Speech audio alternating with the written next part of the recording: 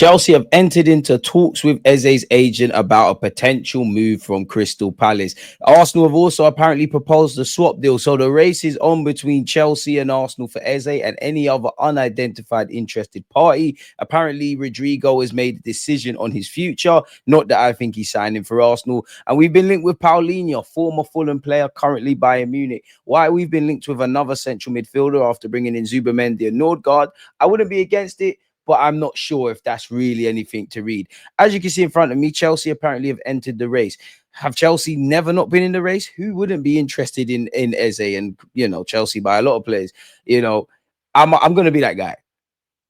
Are we funded? Did we fund Chelsea's move by Madueke obviously going over there? I don't know, people. Well, Madueke coming over here. I don't know, people. Maybe we did, maybe we didn't.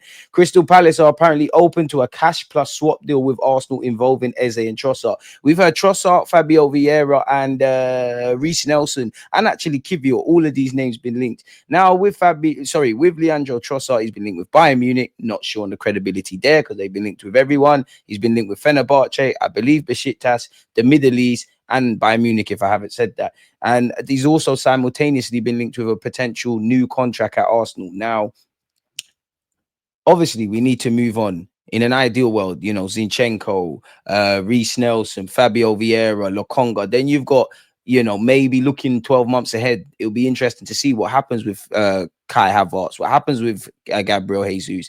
Odegaard's more of a form thing. Odegaard. Obviously, Martinelli, I'm sure if the club were presented an attractable offer, who also has been linked with Bayern Munich, people would listen, but the wages, pardon me, so maybe, Trossard is someone that can make us money, or if he's valued at 20 million, maybe that knocks a bit of the cash off the Eze deal, and then we run them 40 million, provided Leandro Trossard actually wants to make the move to Crystal Palace. Sky Sports have said Eze is the primary target for Arsenal this summer. Arsenal know they can speak to Eze if they meet the release clause. Arsenal are understood to be encouraged by Eze being open to the move. That is great. I want Eze, but what if he says, I don't want to sign for Arsenal? What if you don't activate his release clause? What if Crystal Palace are drawing the hard line? Make sure you've got another alternative, I guess is what I'm referring to. Arsenal hijacked as Chelsea open Eze talks, people. According to Simon Phillips, Chelsea have open talks. We all know about his release clause. Apparently, Arsenal have been in talks to sign Eze, but have been held up for a couple of reasons. Firstly, they are completing a host of other signings this week. Madueke, Viktor Gyokeres, Christian Mosquera, as well as already signed Nordgaard. Given the cost of all these signings, Arsenal are not able to just pay Eze's release clause of 78 million euros, which is about 68 million quid, or 60 million plus an extra 8 in bonuses. The Gunners have been negotiating a lower price, but Chelsea have the funds to pay more and in a more favourable way to Crystal Palace. Pay more than his release clause. I don't think Chelsea will, but that one there in a more favourable way to Crystal Palace. He is an FA Cup winner. He is a former Arsenal man. He does have a release clause, people.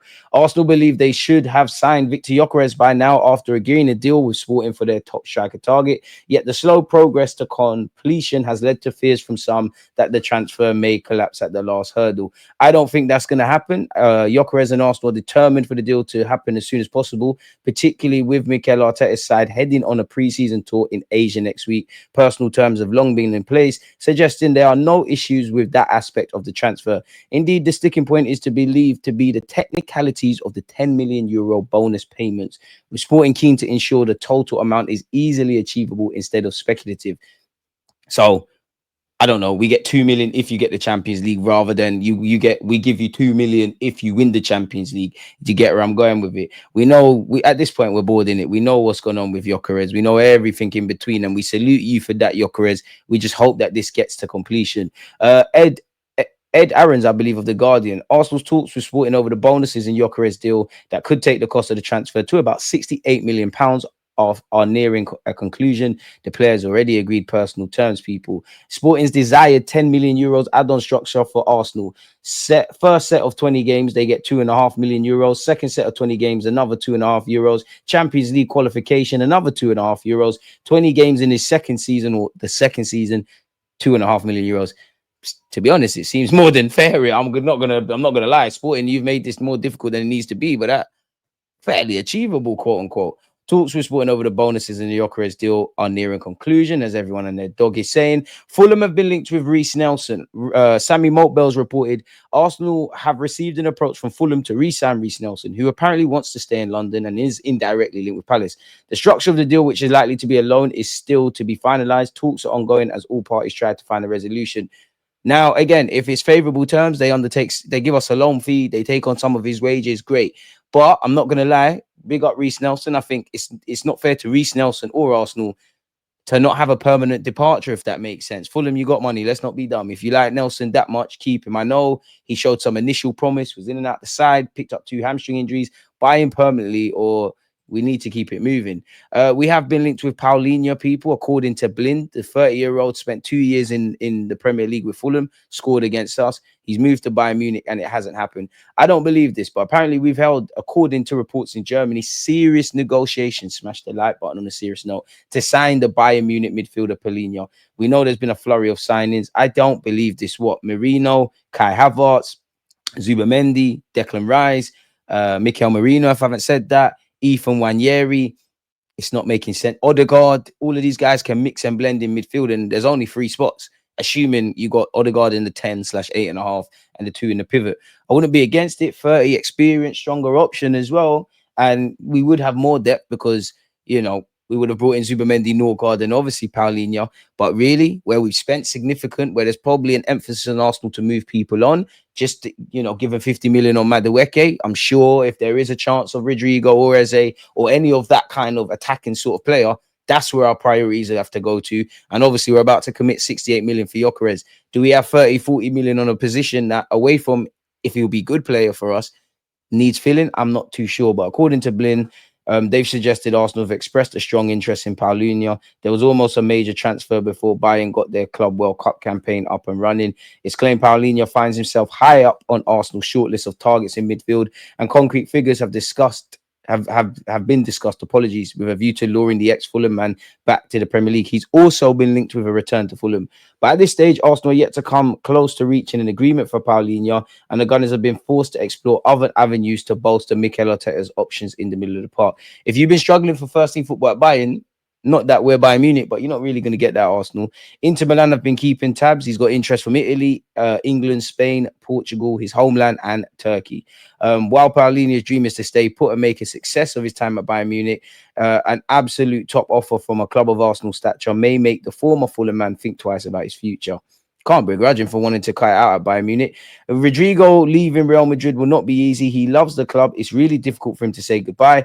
There'll be more than one conversation with the club to discuss the situation. Real Madrid will let him decide whatever he wants. So it's fair to say he's staying there. We did hear yesterday Liverpool ahead of Arsenal in the race where Rodrygo's concerned. Reports out of Spain are saying sources close to Arsenal have explained to CER that a deal for Rodrygo and the London club is very complicated. We don't say it's impossible, but the Arsenal road appears to have been closed, people. Noni Madueke is officially signed for Arsenal. While we haven't seen it on Arsenal.com, he has apparently signed the contract until 2030. And Romano has said official announcement is to follow next. Charles Watts has said, I know Arsenal are very happy with the price they have paid for Madueke. They're not going to tell you if they were bumped.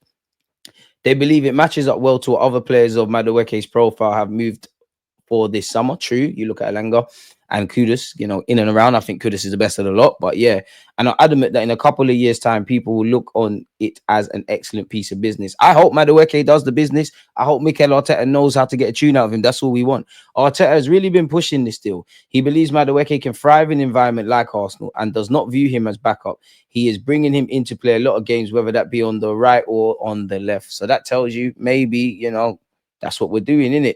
Arsenal are happy with the fee, as I said, people. So, I mean, they're going to be happy with the fee. They committed it, really. That's just showing that apparently Arsenal owner, Kroenke Sport and Entertainment are the most valuable sports empire in 2025 with an evaluation of 21.2 billion, 5.7 billion more than any other. Just wish it correlated to the spending. You would have seen, apparently, we have hijacked Liverpool's pursuit of a young Salford striker named Will Wright, people, who has made his debut for them. Arsenal look to have beaten a string of clubs to the signing of Salford striker Will Wright. Arsenal hope they have clinched the transfer with an offer of 250 grand plus major add-ons after Liverpool offered 100k plus add-ons. So I hope that's worked. We heard Mertesacker had a budget to spend in the academy, so why not? We've also announced 13 first-year scholars and a couple of pro deals as well. Chelsea are currently ahead of Arsenal and Liverpool in the race to sign Hato from Ajax. They've probably got priorities elsewhere. You would have seen that Nwaneri and Arsenal are putting the final touches to a new contract, which is amazing. Gabriel Magalhaes, Miles Lewis-Skelly, Ethan Nwaneri, couple of players through the door. Hopefully we can get Eze and Gyokeres. Hopefully Saka and Saliba follow suit. Maybe flush some players out. And it's been a good couple of months from Berta, I must admit. Let me know your thoughts and smash the like button. Because you always just like, I think